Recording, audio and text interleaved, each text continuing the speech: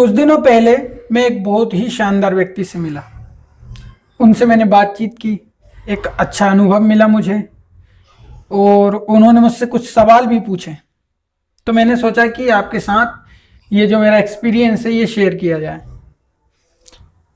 वो जो शानदार व्यक्ति हैं वो ओशो के शिष्य थे। उनके आश्रम में लंबे समय तक वो रहे विनोद खन्ना जी के साथ। और ओशो के शिष्य कैसे होते हैं ये तो किसी को बताने की ज़रूरत है ही नहीं। तो उनसे मेरी बातचीत हुई, लगभग आधे घंटे से 1 घंटे तक हमने चर्चा की। तो उन्होंने मुझसे पूछा कि ये बताओ 1947 में भारत की जनसंख्या 33 करोड़ थी और आज भारत की जनसंख्या लगभग 140 करोड़ के आसपास है ना। 1947 में 33 से 39 करोड़ के बीच की जनसंख्या बताई जाती भारत की। तो 1947 में भारत में आत्माएं थी 33 करोड़ और आज हो गई 140 करोड़। तो ये जो आत्माएं हैं, क्या इनकी कहीं पर फैक्ट्री है, कोई बनाने वाला है, कहीं मैन्युफैक्चर किया जा रहा है इसको? तो ये कैसे हो रहा है? मतलब वो मुझसे जानना चाहते थे कि आत्माओं की संख्या कितनी है और आसपास की आवाज आए तो इग्नोर कर देना क्योंकि किसी का बर्थडे है शायद। वो मुझसे पूछना चाहते थे कि आत्माओं की संख्या कितनी है। तो मैंने सोचा कि यार मैं आपके साथ ये जो सवाल है और इसके जो जवाब हैं वो शेयर करूं। मैंने उनको एक बहुत अच्छा जवाब दिया था और उसको सुनकर वो बहुत ज़्यादा खुश हुए थे, जिसके बारे में मैं आपको लास्ट में बताऊंगा। वो वेदांत का जवाब है ना। वेदांत का सिद्धांत है और बहुत खास है, उसके बारे में मैं आपको आखिरी में बताऊंगा। तो मैं आपसे कहता हूं कि आप 2 मिनट इस वीडियो को पॉज करें और अपने दिमाग से इस सवाल का जवाब सोचें कि क्या कहीं पर आत्माएं बन रही है। भाई सीधी सी बात है, 1947 में जब हमारा देश आज़ाद हुआ लगभग 33 से 34-35 करोड़ के आसपास हमारे भारत की जनसंख्या थी। तो जितने भारत के लोग थे, हम सिर्फ इंसानों की बात कर रहे हैं ना, जानवरों में भी होती वैसे आत्माएं, तो हम इंसान की बात कर रहे हैं। तो उस समय 33 करोड़ और आज 140 करोड़, तो कौन बना रहा है ये आत्माएं? भाई हम ये मानते हैं ना कि शरीर के अंदर आत्मा होती है, तो ये आत्माएं आ कहां से रही है? आप सोचो इसके बारे में, फिर मैं आपको जवाब दूंगा। और आज की इस क्लास में आप बहुत कुछ नया सीखोगे, है ना। तो चलिए शुरू करते हैं, जवाबों की बात करते हैं। तो उन्होंने मुझसे 2 सवाल पूछे थे, एक तो ये वाला और एक सवाल ये पूछा था, मतलब सवाल नहीं पूछा था, उन्होंने बताया था कि दर्शन शास्त्र में एक ऐसा सवाल है जिनकी परिभाषा बताना, मतलब कुछ ऐसे टर्म्स है जिनकी परिभाषा बताना बहुत ज़्यादा कठिन है। हम उनकी डेफिनेशन को बता तो देते हैं लेकिन याद नहीं रख पाते।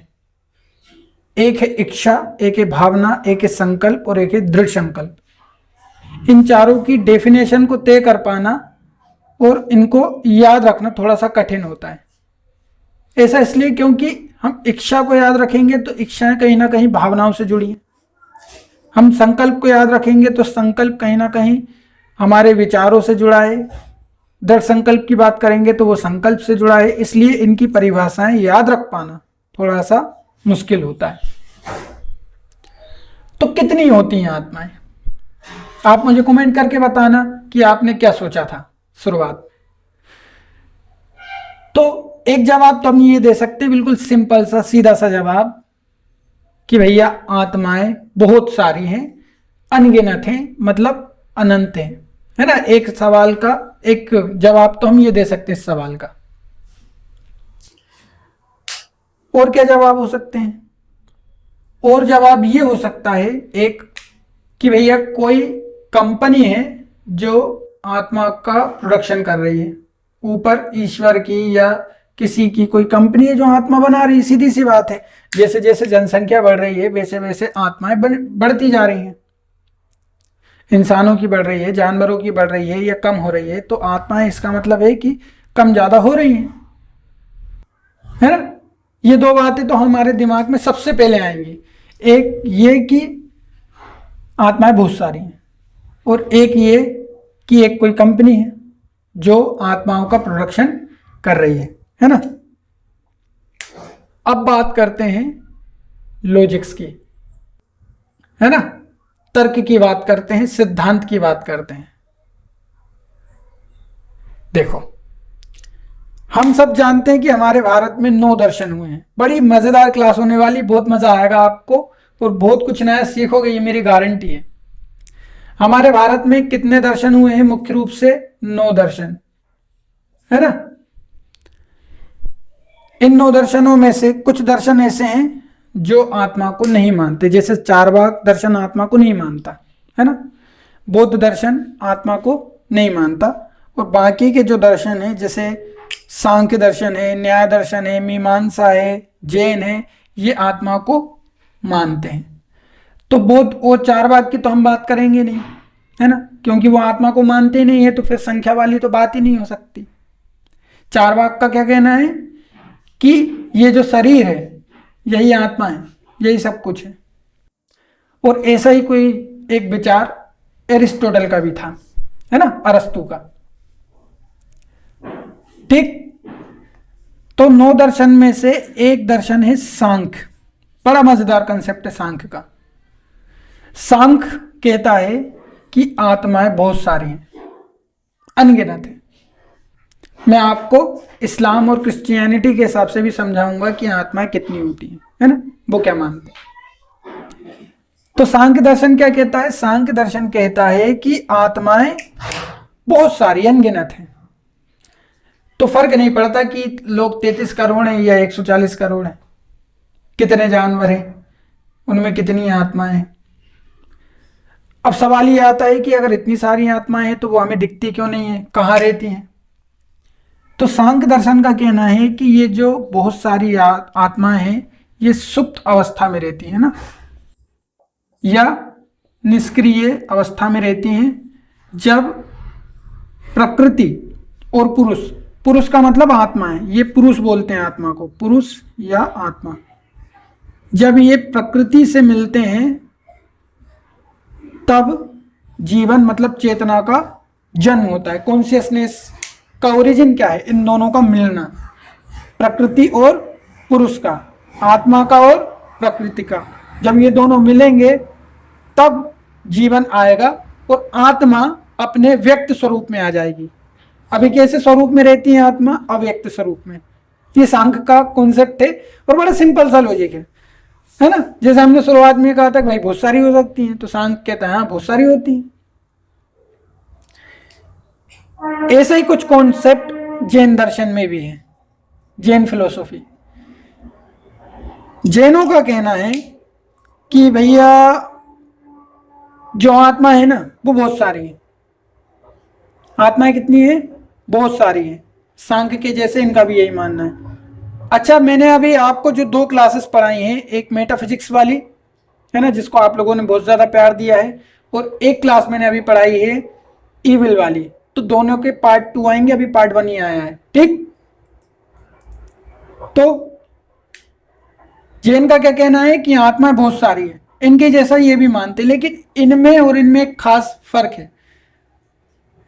जैसे जैन फिलोसॉफी है, ये कहती है कि आत्मा सिद्ध हो जाती है, पवित्र हो जाती है, उसको मोक्ष मिल जाता है, तो आत्मा अपने आप में स्वतंत्र रहती है।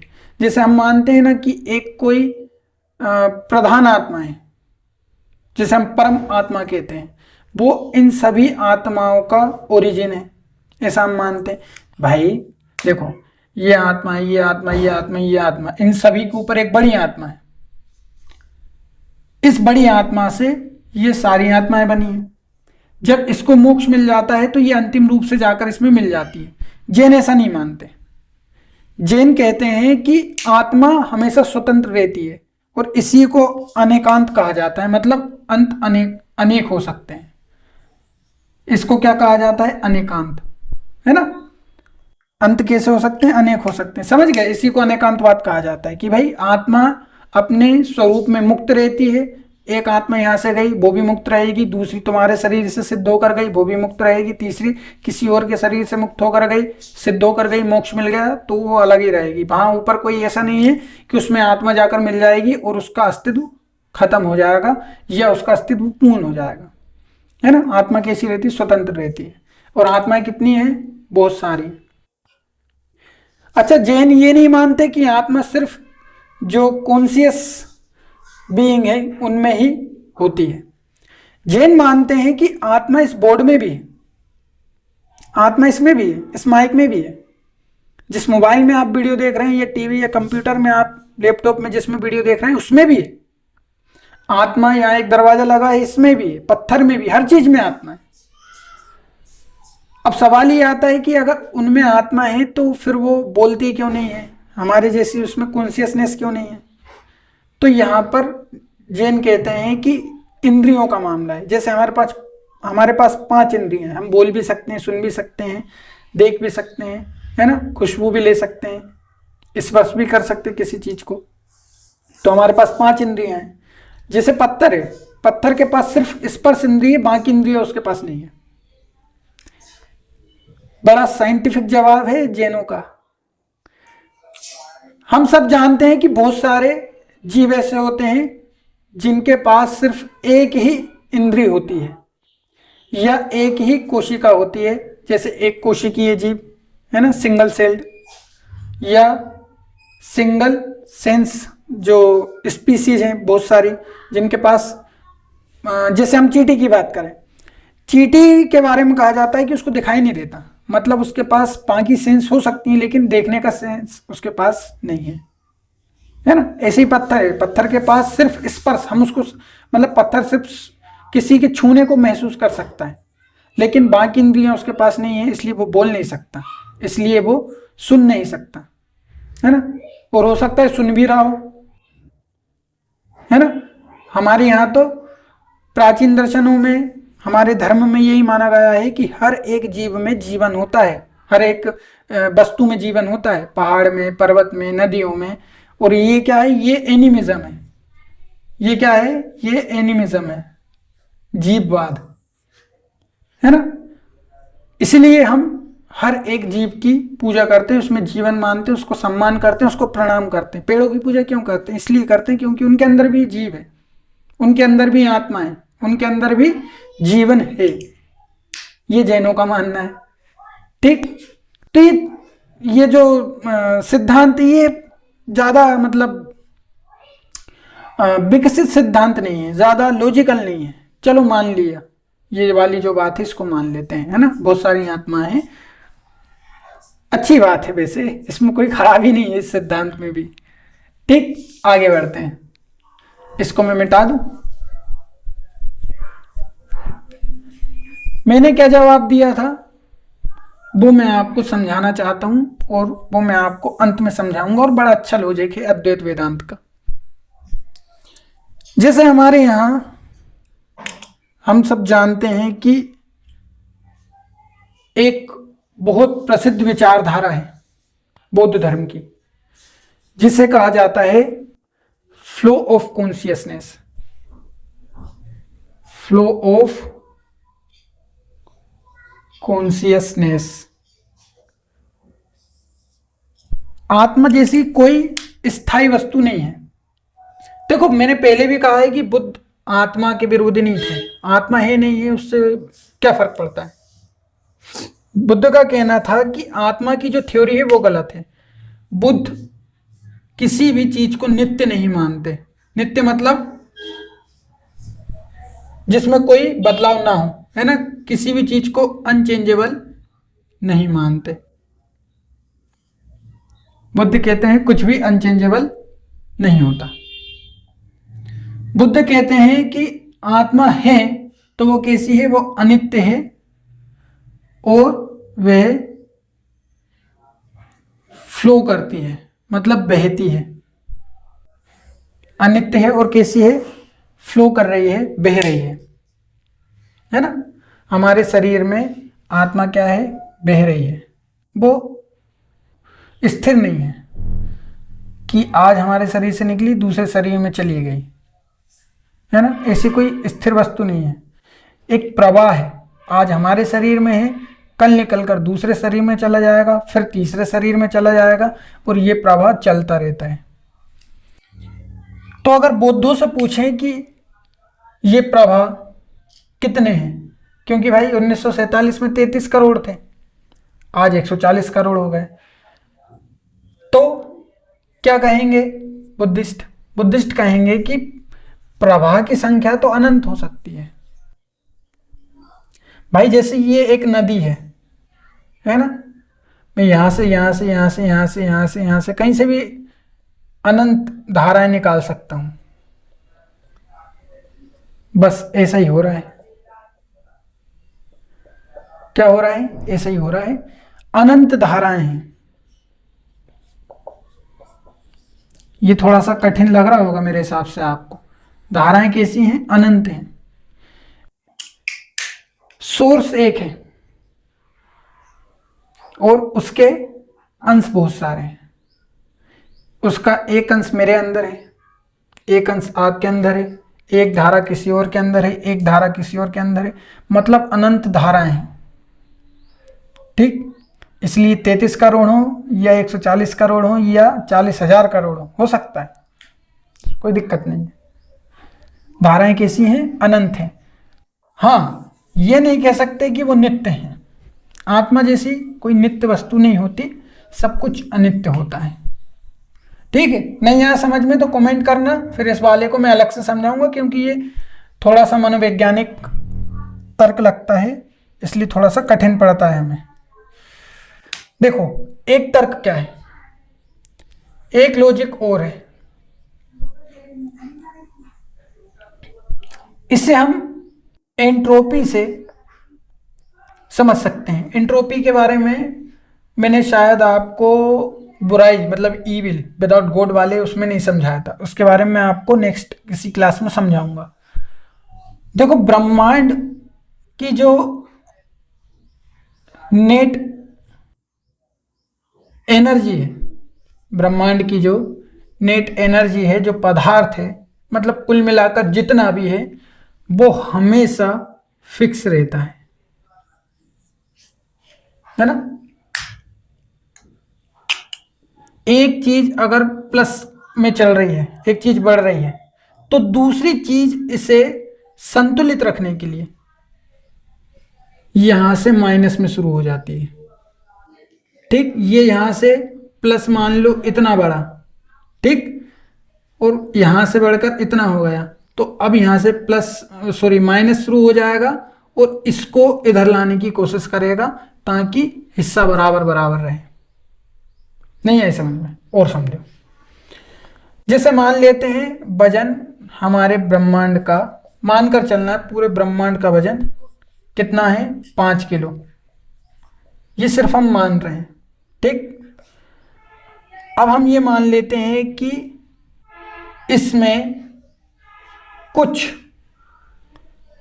समस्याएं आ गई ना, समस्या आएगी, कोई बदलाव आएगा, कोई चेंज आएगा, तभी तो इस 5 में या तो थोड़ी सी वृद्धि तो हो ही नहीं सकती, सीधी सी बात है, कमी ही होगी। तो मान लो 5 में अगर 1 की कमी हो जाती है तो कितना हो गया? 4, है ना। तो ये क्या हो रहा है? ये नकारात्मक ऊर्जा है, कमी हो रही है मतलब नकारात्मक है, सीधी सी बात है, नेगेटिविटी है।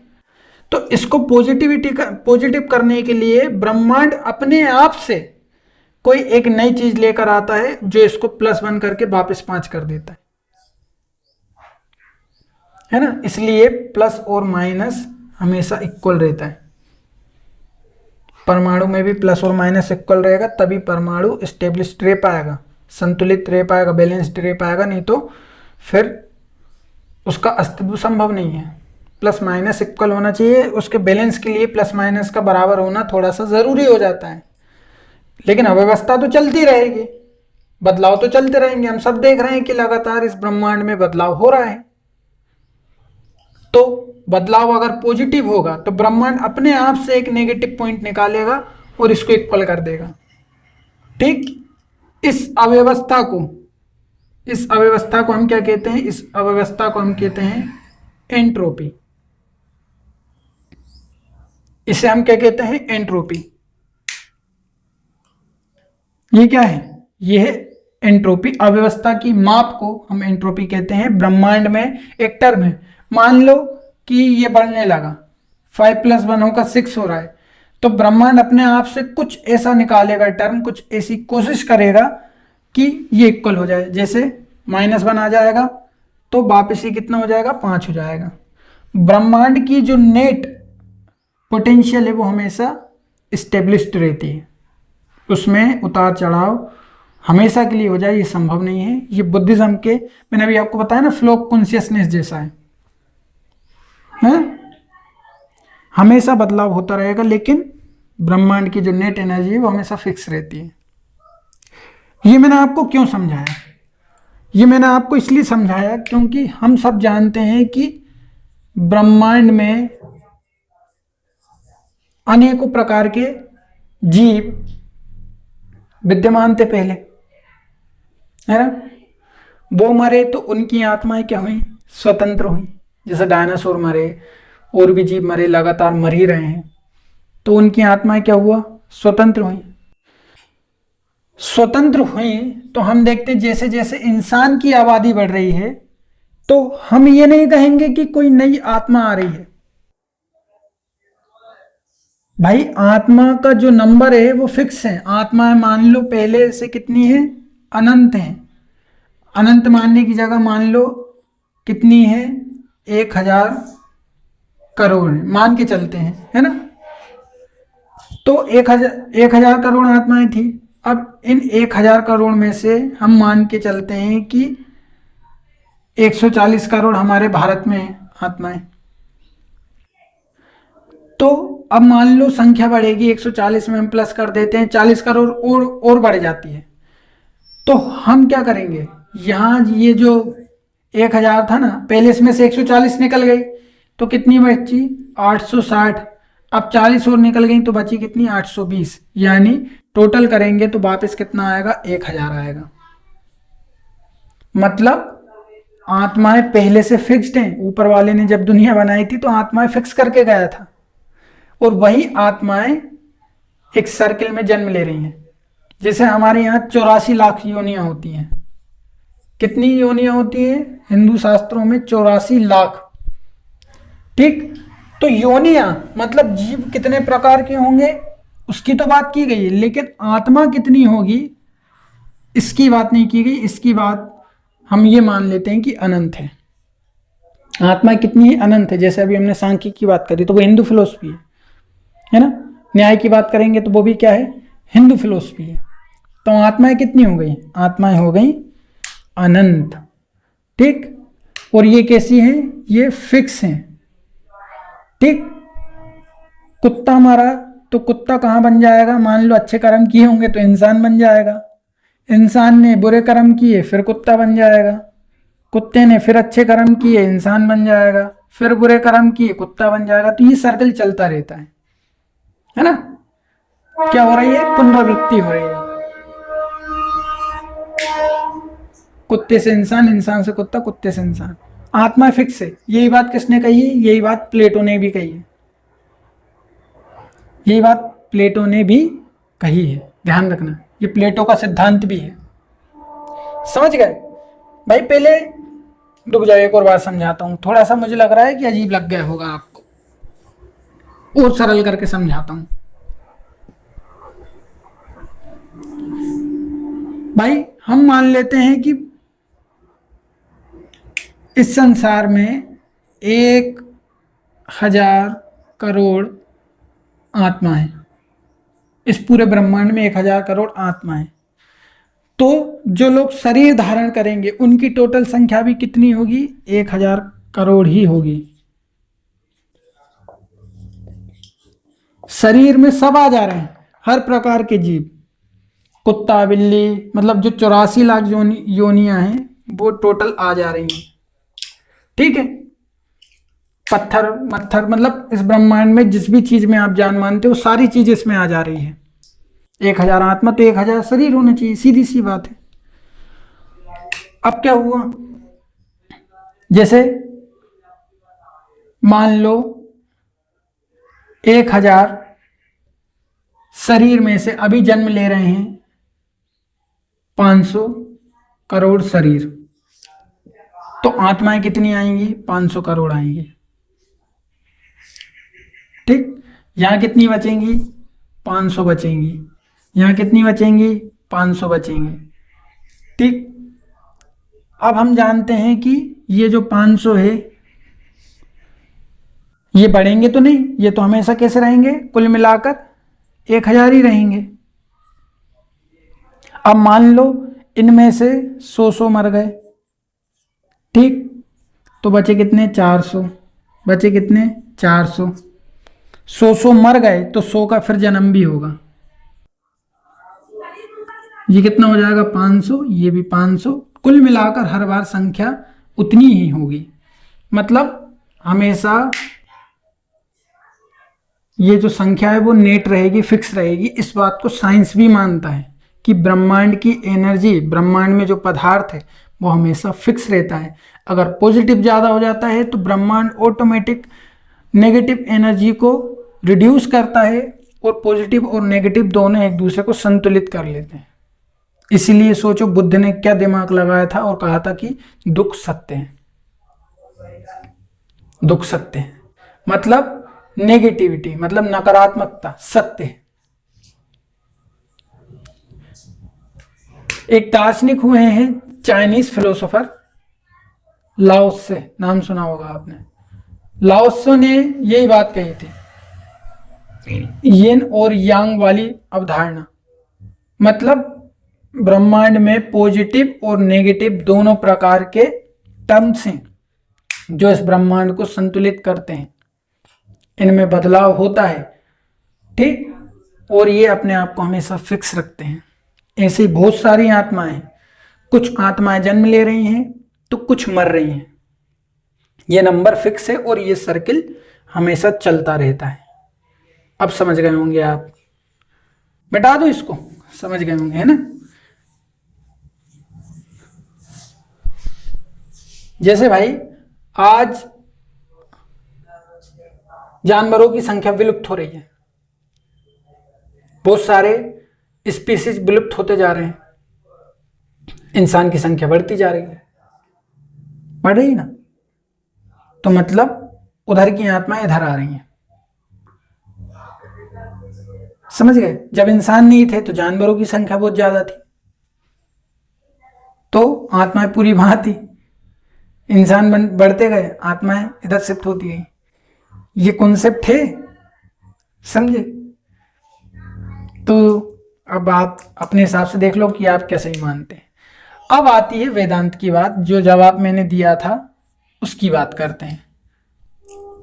मैंने क्या जवाब दिया था, क्योंकि मुझे ये जवाब ज्यादा सही लगता है और बाकी बातें तो थोड़ी बचकानी लगती है। वेदांत कहता है कि आत्मा बहुत सारी नहीं है, आत्मा सिर्फ एक है। अनंत आत्माएं मानना मूर्खता है और इसमें कोई लॉजिक भी नहीं है, तर्कहीन बात है। तो शंकराचार्य का अद्वैत वेदांत है, स्पेशली ये शंकराचार्य जी का तर्क है। शंकराचार्य का अद्वैत वेदांत कहता है कि आत्मा सिर्फ एक है, जैसे सूर्य एक है। आत्मा एक है जैसे हमें सूर्य एक दिखाई देता है। सूर्य एक है ना। ये सूर्य है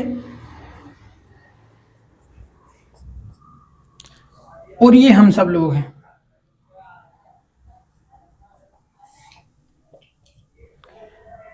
हम सब लोग इस सूर्य की रोशनी में, ये सूर्य की रोशनी आ रही है, ठीक। एक एनर्जी मान लो, सूर्य मान लो, एक स्रोत मान लो, एक सोर्स मान लो, जिसके अंतर्गत हम सब हैं। तो आत्मा, ये जो हमारे अंदर एनर्जी है, ये जो हमारे अंदर जान है, कॉन्शियसनेस है, ये किसी एक अंतिम सोर्स की छवि है, सिर्फ हमारे अंदर अंश है। जैसे ये सूर्य है, सूर्य का प्रकाश इन सभी पर पड़ रहा है। एक और एग्जांपल समझो, जैसे रात को चंद्रमा निकलता है, छत के ऊपर आप क्या रख दो, पानी से भरे हुए कटोरे रख दो, है ना। अब कटोरे बहुत सारे हैं, लेकिन इनके अंदर जो रोशनी है वो कितनी है, वो एक ही है। हम सिर्फ उसको रिफ्लेक्ट कर रहे हैं। हम क्या कर रहे हैं, उसको रिफ्लेक्ट कर रहे हैं। वो यहां से आ रही है, पड़ रही है, हम उसको रिफ्लेक्ट कर रहे हैं। ठीक, हमारे अंदर सिर्फ एक आत्मा है, एक ईश्वर है। हम सिर्फ उसको प्रतिबिंबित कर रहे हैं, हम सिर्फ उसको रिप्रेजेंट कर रहे हैं, और इसीलिए इसको प्रतिबिंब का सिद्धांत कहा जाता है। प्रतिबिंब का सिद्धांत, है ना। हम सिर्फ क्या कर रहे हैं, हम सिर्फ इतने सारे लोग हैं इस दुनिया में, जानवर हैं, जीव जंतु सब हैं, हम सिर्फ इसको क्या कर रहे हैं, रिफ्लेक्ट कर रहे हैं। एनर्जी, आत्मा या ईश्वर तो एक है, अलग अलग नहीं है। समझ गए। जैसे थोड़ा सा और अगर हम इसको विस्तार से समझना चाहें, बहुत सारे लोग सवाल पूछ सकते हैं कि विजय भाई पत्थर हुआ, है ना, और अपना ये क्या कहते हैं इसको, निर्जीव चीजें और भी ले लो आप, है ना, जिनमें जान नहीं होती, ये भी तो है, ये क्या सूर्य को रिफ्लेक्ट नहीं कर रहे हैं? तो हम कहेंगे कि रिफ्लेक्ट कर रहे हैं। अब आप पूछोगे कि उनके अंदर जान क्यों नहीं है, फिर उनके अंदर भी आत्मा भी है ऐसे तो, लेकिन उनके अंदर जान नहीं है, क्यों नहीं है? तो देखो, जैसे अपना आईना है, आईने में क्वालिटी है कि वो रिफ्लेक्ट कर सकता है। इसके बाद हमारा जो पानी है उसमें क्वालिटी है कि रिफ्लेक्ट कर सकता है। इसके बाद ईंट में वो क्वालिटी नहीं है कि वो रिफ्लेक्ट करे। ऐसे ही जिन चीज़ों में जान नहीं है, वो इस सूर्य को, इस एनर्जी के स्रोत को, इस अंतिम सोर्स को, जिसे हम ईश्वर कुछ भी मान सकते हैं, उसको रिफ्लेक्ट नहीं कर पा रहे हैं। इसलिए हमारे भारत का दर्शन ये नहीं कहता कि इंसान को ईश्वर ने बनाया है, क्योंकि वो कुछ चीज़ बनाएगा तो सबको एक जैसा बनाएगा, अलग अलग नहीं बनाएगा। इसलिए इसको माया कहा गया है, इल्यूजन। क्या है ये? माया है। और ये हम मानते हैं ना कि हम सब अलग अलग हैं, ये हम माया के कारण मानते हैं। जब इग्नोरेंस मतलब अज्ञान हट जाता है तो हमें सिर्फ ये सूर्य दिखाई देता है, हमें सिर्फ अंतिम स्रोत दिखाई देता है, और हम पहचान जाते हैं कि हम अद्वैत हैं, हम सिर्फ एक ईश्वर की संतान हैं, किसी एक स्रोत से हम सबका जन्म हुआ है। हम उसी को प्रतिबिंबित कर रहे हैं, उसी को हम रिफ्लेक्ट कर रहे हैं। जो जितने अच्छे से रिफ्लेक्ट करता है उससे उतना अच्छा फल मिलता है। जो ईश्वर को जितने अच्छे से प्रतिबिंबित कर रहा है, ईश्वर को जितने अच्छे से रिप्रेजेंट कर रहा है, वो अपने आप को उतना अच्छा बना पाएगा। अभी ये मत करने लगना कि ईश्वर की भक्ति करने लगा और जल्दी अच्छे से रिप्रेजेंट करो ईश्वर को, ईश्वर के लिए उतर जाओ रोड पे। यहाँ ये मतलब नहीं है। अज्ञान को हटाना है, इग्नोरेंस को, माया को काटना है ना। जो पानी की तरह है वो पानी की तरह रिफ्लेक्ट करेगा, उसको फल उतना अच्छा नहीं मिल पाएगा। जो जैसा रिफ्लेक्ट करता है, जैसा ज्ञान प्राप्त करता है, जितना अच्छा ज्ञान प्राप्त करता है, उसे उतना ही अच्छा फल मिलता है, उतनी अच्छी सक्सेस मिलती है ना। आगे चलते हैं। तो ये वाला जवाब मैंने दिया था।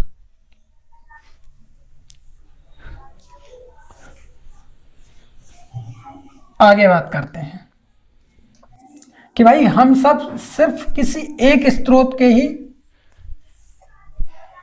प्रतिबिंब हैं, अंश हैं, उनके ही पॉइंट हैं और कुछ नहीं है ज़्यादा से ज़्यादा। उनका ही छोटा सा एक हमारे अंदर पार्ट है ना। अब यहाँ पर आप 40 करोड़ को खड़ा कर दो या 40 लाख करोड़ को खड़ा कर दो, सूर्य एक है, एनर्जी सब रिफ्लेक्ट कर रहे हैं, एक ही है सब जो भी है। है ना, समझ गए होंगे ना, कठिन तो है ही नहीं वैसे इसमें कुछ समझने जैसा। अब बात करते हैं इस्लाम की, इस्लाम क्या मानता है, और हम बात करते हैं ईसाई की, ये क्या मानते हैं। इस्लाम और ईसाई और अब्राहमिक धर्म,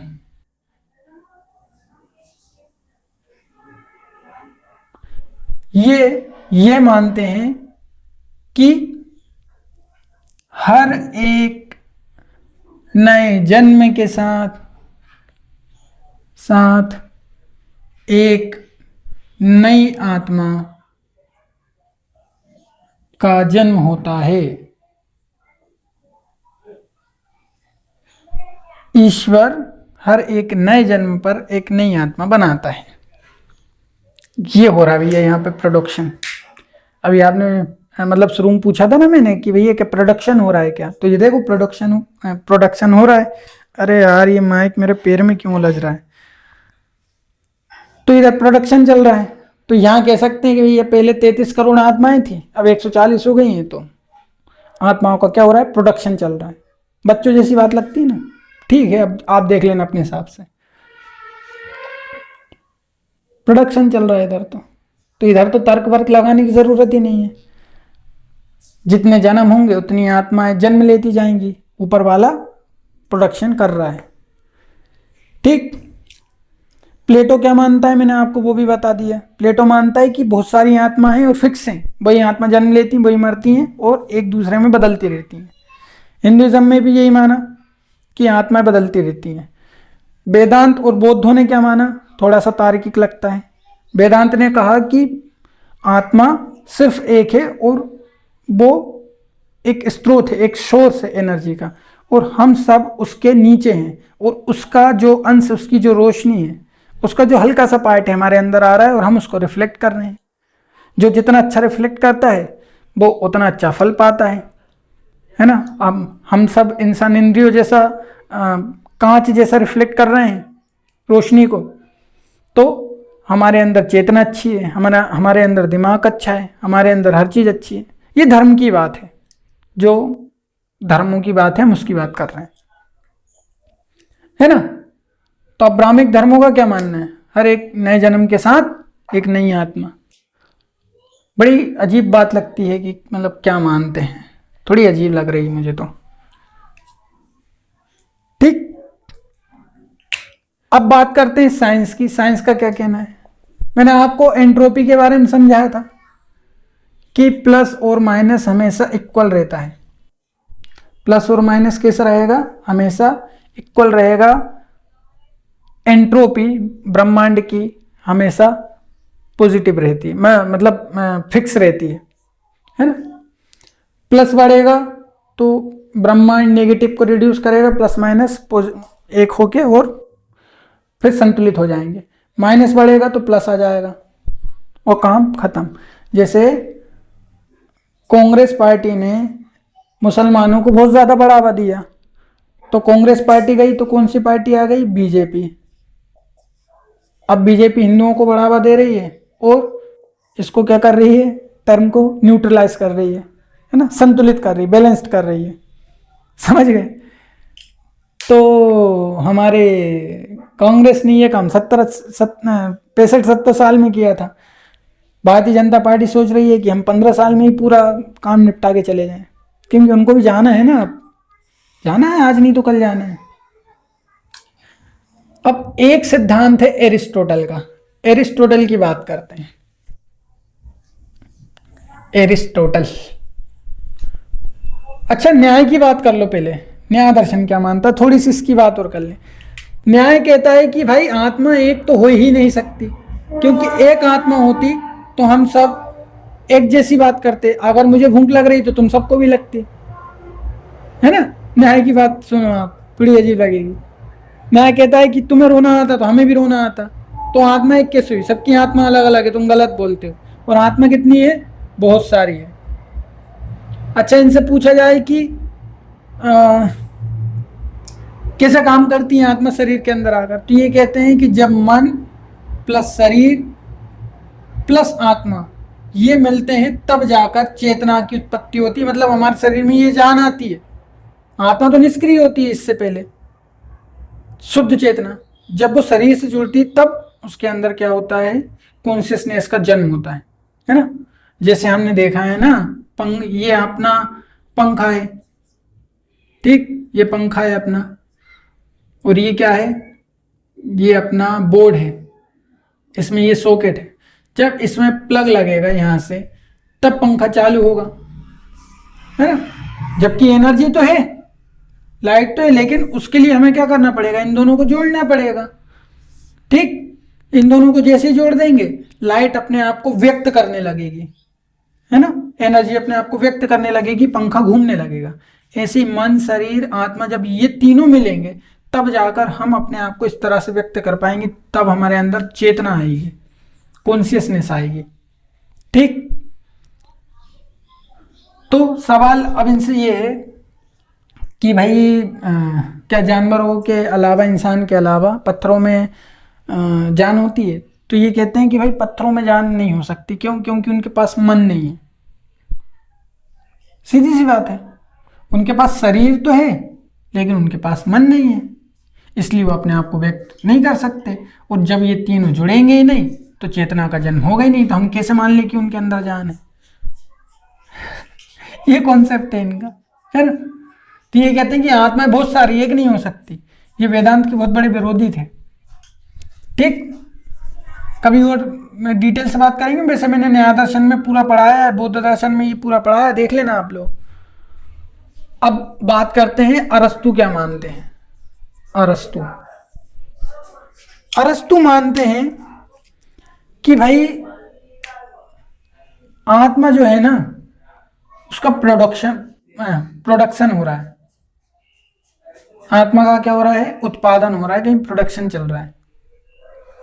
लेकिन ये आत्मा हिंदू धर्म की जैसी आत्मा नहीं है कि एक शरीर है और एक आत्मा है, ऐसा नहीं है। और ना ही ये प्रोडक्शन इस्लाम जैसा है कि ईश्वर है वो आत्माओं को बना रहा है, ये गलत बात है, ऐसा नहीं है।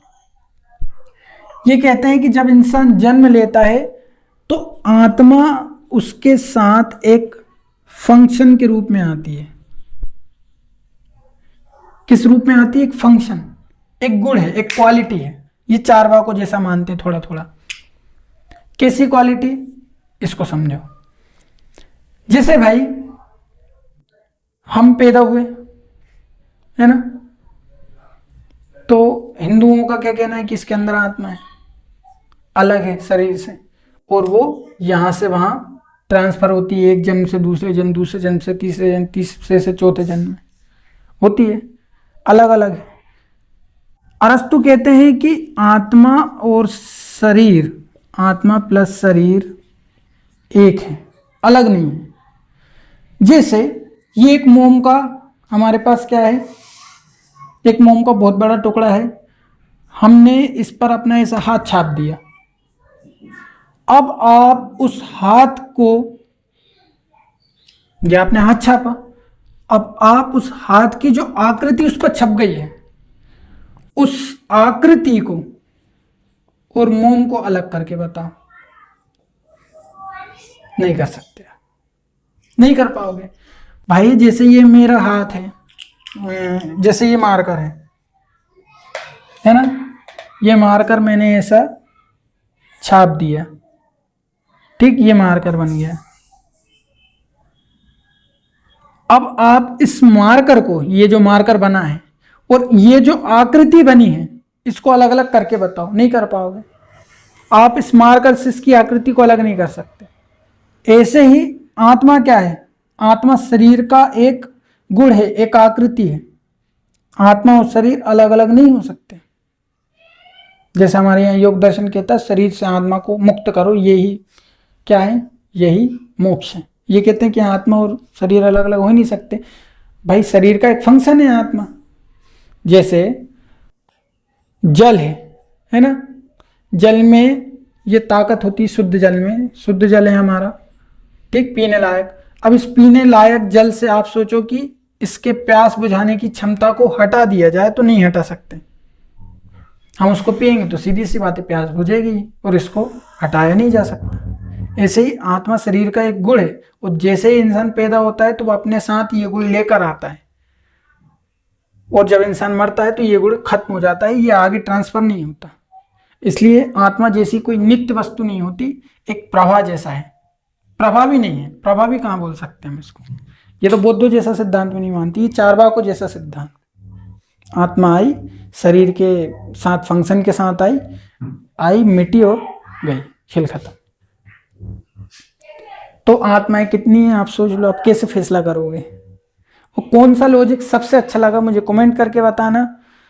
और मिलता हूँ किसी नेक्स्ट क्लास में। वैशेषिक दर्शन चल रहा है, उसकी क्लास अपलोड होने वाली, देखना। मेटाफिजिक्स का पार्ट 2 अपलोड होगा, ईविल का पार्ट 2 अपलोड होगा, और भी बहुत शानदार क्लास आएंगी। और अगर कोई कॉन्सेप्ट आपको समझ में नहीं आता है तो मुझे कमेंट करके बताएं, मैं आपको समझाऊंगा, है ना। मिलते हैं, जय हिंद।